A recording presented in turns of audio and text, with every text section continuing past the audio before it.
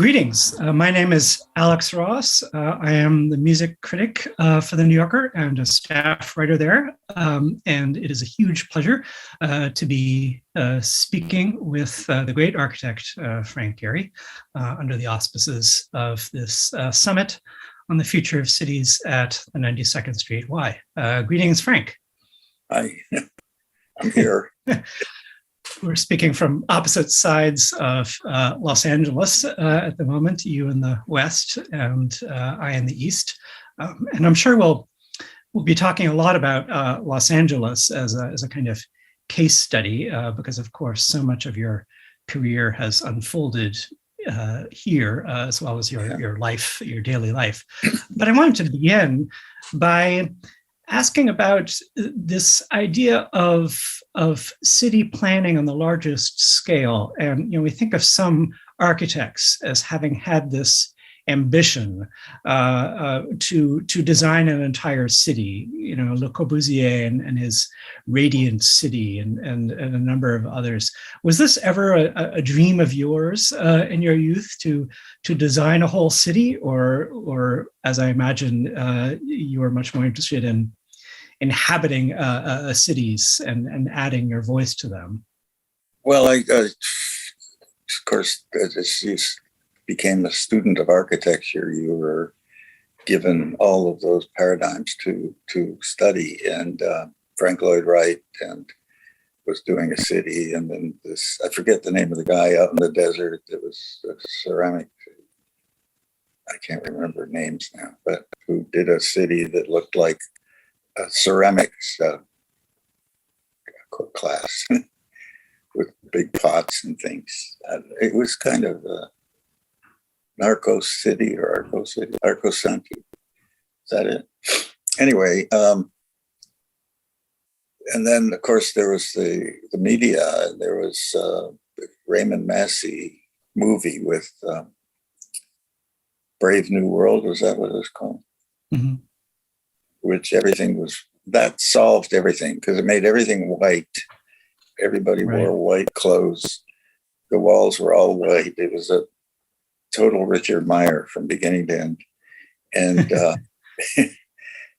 then that was great because you could bring art and it had a nice neutral background and stuff. But that didn't go anywhere.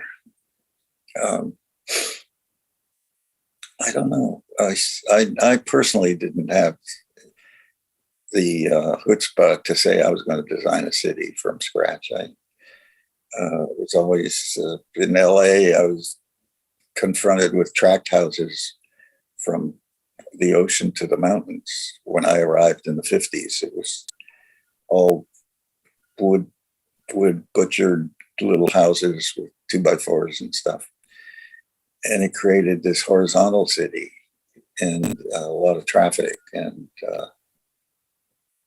there didn't seem to be anything that was stopping it.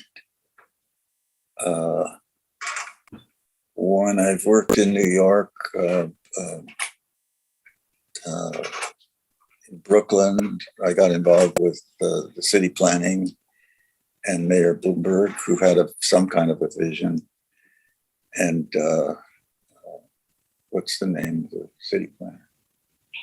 Amanda Burden met with us regularly, and she was very concerned with the street life, and that all the blank walls should be shops and continuous street life. And if you go over every city in the world, you see this similar, they all look the same. There's repeats of the same high-rise buildings. They look slightly different, and I've made one myself that's slightly different. But it's still, when you put them all together, it kind of they all look the same. And Dubai is the height of it all. It's all there. And it's higher and bigger and more exciting and so on. And we're working in Abu Dhabi, and you see that they're building the whole place new. And so they have the newest technology, and the highways are prettier and newer. And all of that stuff. But it's still the same kind of, you wonder where it's going or what it should be doing. Democracy says you got to let it go and become what it is. And I believe in that. So, no, I've never had an intention to create a city. I mean, Zaha did. Zaha Hadid did have a model in mind, and she built a lot of buildings that looked like they belonged with each other, and especially in China, where she got a good run for with that. I don't know. I think most of us wouldn't want that to happen. Right. Most of We us don't wouldn't really want to live in inside of one person's idea of, what a city is, and the power and the magic of cities are in the combination of. I think we all strive to buy our own little house or whatever, and then retrofit it to our needs and to our love and our likings, and so then you get down to style, and which you're in the fashion industry and you're in the, but that's our world, isn't it? So right. And is there an existing cityscape or even just sort of part of a city that you feel approaches an ideal that just feels absolutely right to you? Is it LA, despite all of its chaos and sprawl? What might the kind of ideal city look like? Well, I think it has to look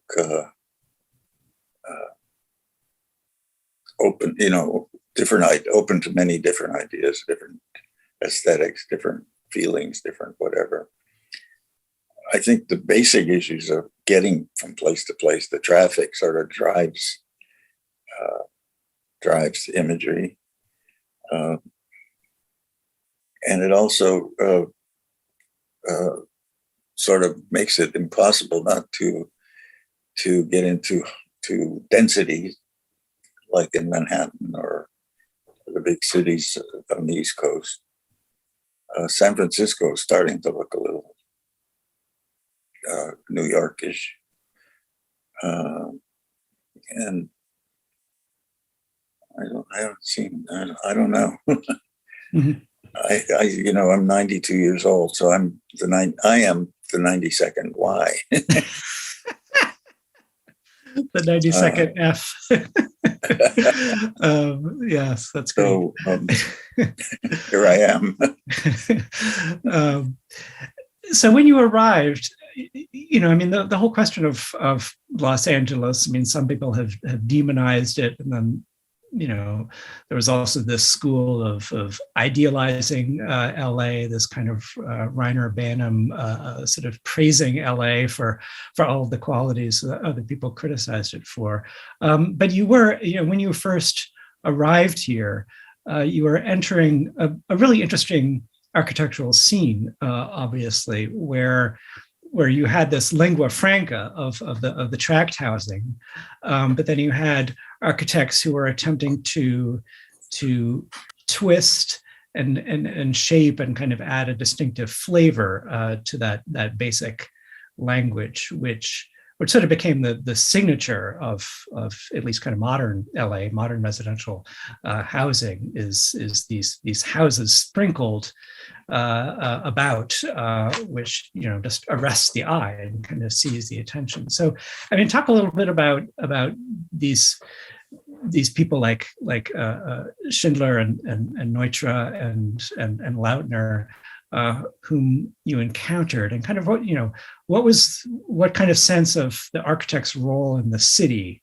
did you get from them? Oh, very different. When you get to that level of personality, you're talking about egos, and people express their egos differently. And so Frank Lloyd Wright was certainly out there. You knew who he was. You knew and I personally balked at it. even though I loved the prairie houses and all that stuff, the way he presented himself and talked about it as a visionary of the future of the city, I found that a constraint I wasn't willing to embrace right away. I thought it should be more open, more democratic, more individual expression. And so I guess I'm for what we got, which is terrible. So I was wrong. But Schindler, these are individuals. Schindler was raw, and he studied with Wright and all those people, and he was kind of a carpenter-like person. He would draw. He would be on the site with 2x4s, and he'd be drawing on the 2x4s the details as they were building them. He was hands-on, and his aesthetic was raw, and I found it quite beautiful. And I think if I grew out of anybody, it's probably from there. Because it was interesting. It was open. It was not precious. It was all the things I sort of politically believed in, and so on. I tried to work for Neutra because he was doing housing, and I loved that the social issues that he was taking on with his firm at the time. And so I went to apply for a job, and after I graduated, showed him my portfolio, and he said, "Yes, you can start Monday." And he started to walk out, and I said, "Can we talk about how much my salary would be?" And he said, "Oh, on Monday they'll tell you what the fee is for working here." So that was me and Neutra. I left that. Right. Well, Wright did that too. Yeah, so they did that. But so Schindler was more down home, good guy. I thought I still love many of the buildings, and I cherish the times I spent with. And he put his stamp on the city, or at least on residential architecture. On often using very cheap materials, very low budget projects. He never got to build a grand building, and yet you sort of see his signature everywhere. I mean, what seems so interesting is that whole group of architects, whether they didn't accumulatively, they only built a kind of small percentage of the total built structure of the city, but you see their hand, you see their echoes everywhere, which I suppose is it's sort of the major role an architect can play beyond just building the buildings, but sort of influencing, inspiring others, raising the level a little bit generally. I think there was an overarching aesthetic that came from Asia, because California was certainly Asia-centric, and I think a lot of it was the GIs came back from Japan. They'd seen Issei Shrine, they'd seen, all those beautiful buildings made out of small pieces of wood, like the tract houses were. So it was the Gordon Drake and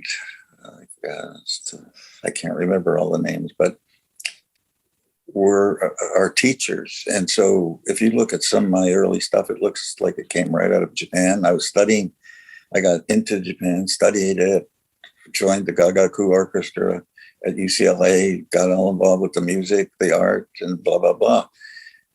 And I still am, and when I go to Korea, I fall in love. When I go to China, same. So there's something connected from Asia to the West Coast of California, the Green Brothers, all of that. Right. And it was easily thinking about your. Sorry. It was Go easy ahead. to assimilate because we had 2x4s, and you could build Right.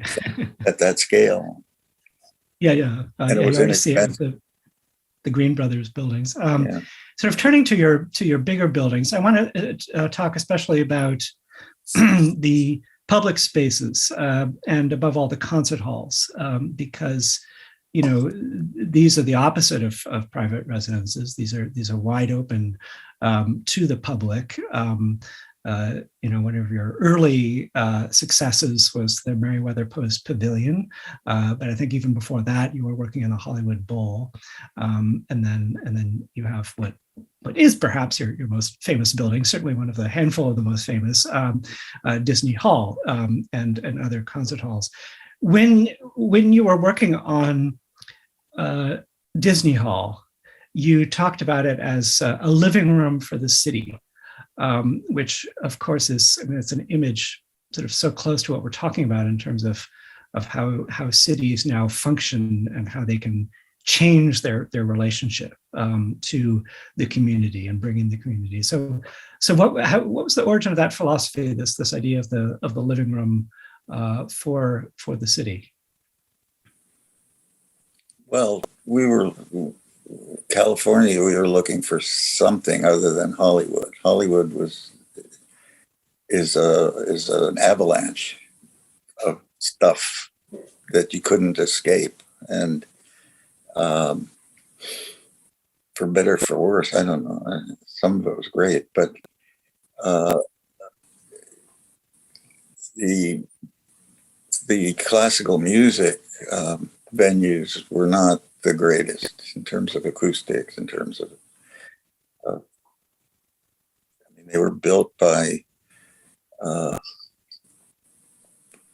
like Pereira and Beckett and people like that were very embedded in the wealthier class in the town, and they had different values that were based on European models and things that were maybe obsolete because of what was really happening in the world of classical music, and it was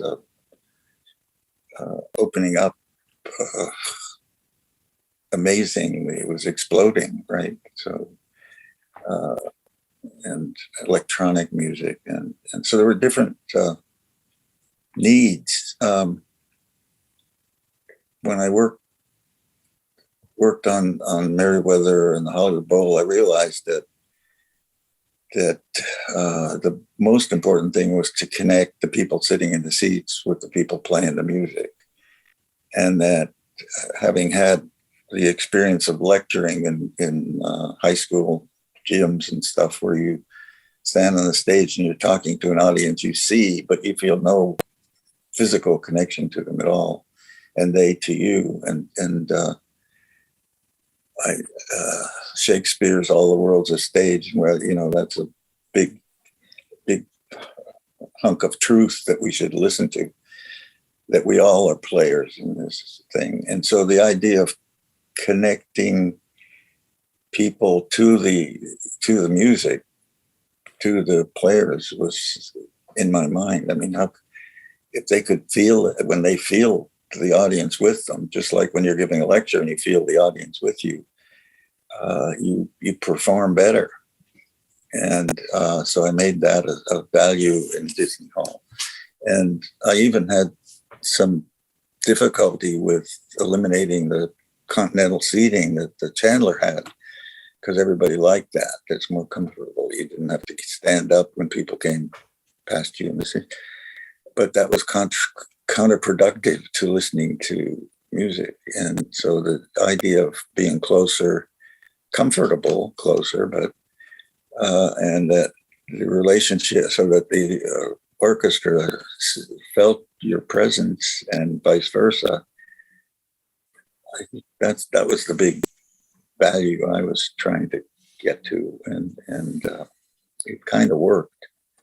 The orchestra tells me that it works, and the audience always says how close to everything they feel. So I think that's something that's missing in some of the new concert halls I see, that I mean, it certainly works for me. I mean, there's really no place I'm Yeah. happier So to the place visit where it really musically works is in is. Berlin, where the the what do you call it? I forget. The Berlin Philharmonic Yeah, Philharmonie. Philharmonie. Yeah. So that guy, the architect, and I'm blanking his name right now. Hans Sharon. Scharoun. Yeah. If you go to the library, you feel that intimacy with the books and the people. He got it. He built housing. Same thing. You go to the Philharmonie. Same thing. I mean, I when I was studying for Disney Hall, I spent a week in Berlin myself, going to concerts every night, going to the bar, and it works. He understood people and the relationship magically, really beautifully. And unfortunately, he didn't have the acoustic background and so there's an aberration in the planning. Even though people feel great and feel good with the orchestra, it was counterproductive. It didn't work. Like the organ's up on one side and then there's a void on the left, and it makes a problem for the stage, and they suffered with it, and they've tried to fix it over the years. But the human thing he was my model. I mean, I thought this guy really understood that. And so I use that in all of that. And so in a way, it's like building a community for an event. And people like going there. So that's Right. I mean, it's not perfect, but it's, and we're doing more stuff with it. Like when we got to Berlin and made that little hall with the floating balcony, I mean, I just went crazy. So yeah. Well, that's what I want to ask about now. Yeah. Okay. Because sort of as we're sort of under the umbrella of this idea of the future of the city, climate change, sort of more ecologically conscious mode of architecture. I think a couple of your recent projects that really stand out in this respect aren't sort of visually spectacular from the outside, as so many of your sort of like Bilbao and Disney Hall. They're quite inconspicuous from the outside because they use pre-existing buildings. And so what you've done is to take the inside and transform the inside, which is, it's fundamentally less wasteful to use the structures that are already there as opposed to constantly tearing everything down and sort of building it up anew.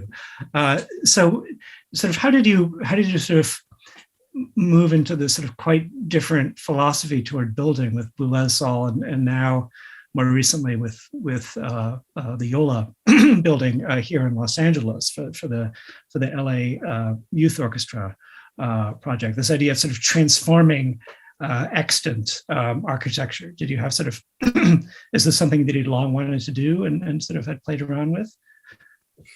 I suppose your house, your famous house in Santa Monica is a early example of it. Well, my famous house in Santa Monica was done for $50,000 at the time. And I had no idea it was going to create the interest that it did. But I've never been precious about that kind of stuff. I've always thought that you could do with less, and you didn't have to be shiny and present everywhere. Every building shouldn't be that. I'm happy to do warehouse buildings and retrofit them and do that. In fact, I enjoy it so much because it's fast and the benefits you reap so quickly are exciting, and you engage with a whole culture. And so, I mean, the best thing that happened to me is Gustavo Dudamel came to town from that kind of background, that kind of orchestra. And I went to Venezuela and spent time with him and saw the origins of all that. And I became part. I'm totally into it. and it doesn't have to be expensive. And it's more what it does culturally, how it impacts, and does it get people involved with so Yeah, the even budget though for the I'm not a budget for the musician, Boulez Hall, but I listen a lot and I love it. And so it's become a big part of my life, right? as you know. And that's probably why you're interviewing me Absolutely.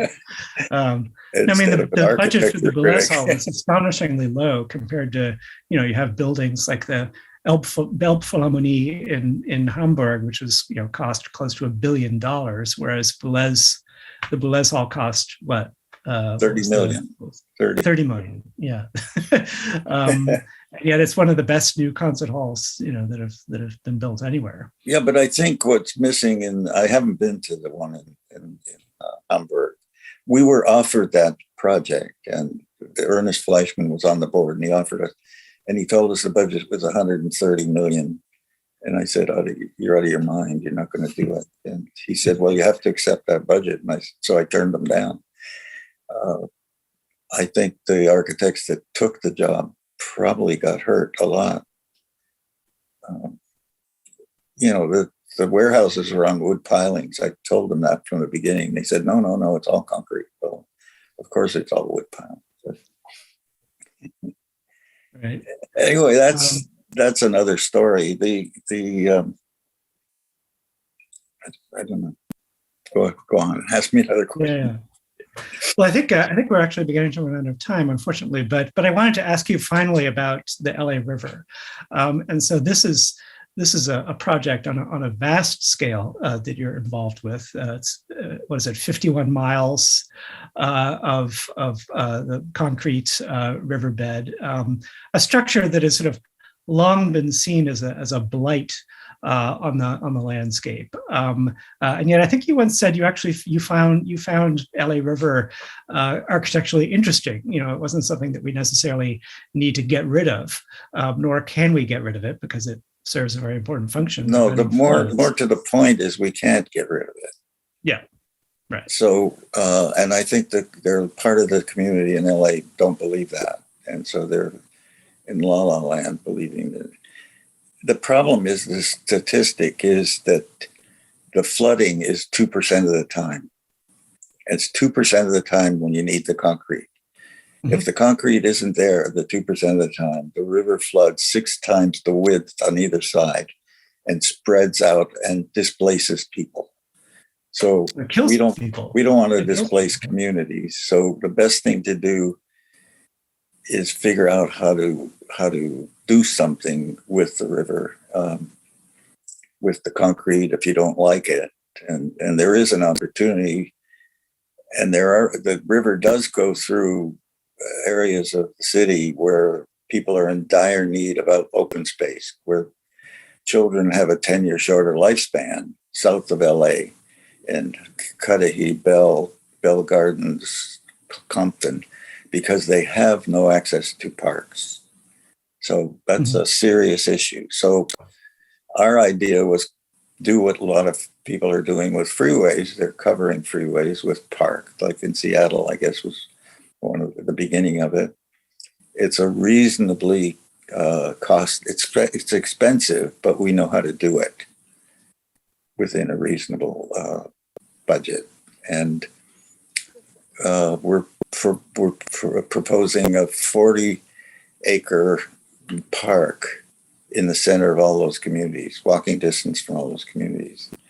And it's there that the cultural center became something. They were going to build a community center, and the politicians from Southgate, and Anthony Rendon is very well, he's a smart guy, and he knows about the culture that he's with and what's needed, and he's entered into art and music and all those things. So he's partnered with us to expand the community center to have music, and by chance we have YOLA, Youth Orchestra LA, so we can build an outpost for YOLA near on that land. And then LA County Museum is looking for outposts in the community. So they're joining, and there are dance, like Benjamin Mopé and people from dance that are interested. And then you bring with it ceramics and painting studios, and develop a relationship with the community, where the community is becoming part of that. So it's not displacing anybody. It's creating a center, creating a park, creating a center that's desperately needed. And we've spent a lot of time meeting with the community. So it isn't gentrification. We're also talking about housing. One of my philanthropies is the Turnaround Arts program that came from Michelle Obama. And we created a foundation here, and we have 30 schools where we bring arts educators. And so we've funded 10 of them within walking distance of the cultural center and the 40-acre park. So we're bringing a lot of art related programs to that, and creating the cover. The river isn't for the whole river. I'm not proposing they should do. They propose it where they need it. There is a section in north of the city toward Griffith Park where there's a bend in the river, and the Corps of Engineers talked about it. You could run a tunnel through Griffith Park and bypass that part of the river and create the sylvan, beautiful gardens for quite a section of the river. And that's where the people mostly who are against the concrete live. So we're trying to promote them to do that. Because so it's not one thing fits all. So. Right. Yeah. Well, that seems a very wise approach to this. Just this gigantic structure. But we want to bring music. Gustavo and I are talking about doing big opera productions in the river. The 98% of the time when you could do that, you could do Troyan, grand projects. So. And he's all excited about that. But you need the people to get excited. You need this. We do have a lot of support from the elected officials, from the county supervisors. And so I think I'm hopeful. Architecturally, I'm doing Schindler. I'm doing my house on 22nd. It's very simple, not in your face architecture. It's just it just works. It's not anti-architecture. It's I think little industrial buildings are sometimes kind of nice anyway. So right, coming back in a little ways to where you started, but we can afford that, and so I think, and it's not precious, so that once it gets up and running, they can knock out a wall without having to call central architectural leaders and ask them if it's okay to knock out a wall. Right. Just knock it out. Well, yeah, I think we need to wrap up now. We do. I'm having a lot fun. of time has elapsed. I think we've gone well over 25 minutes, but this has been just fantastic to chat with you, Frank. And I'm sure the audience would have listened to you talk for much longer, maybe less of me talking, but thank you again, and hope to see you in person again soon. Thanks, Alex. Thank you. Great being with you.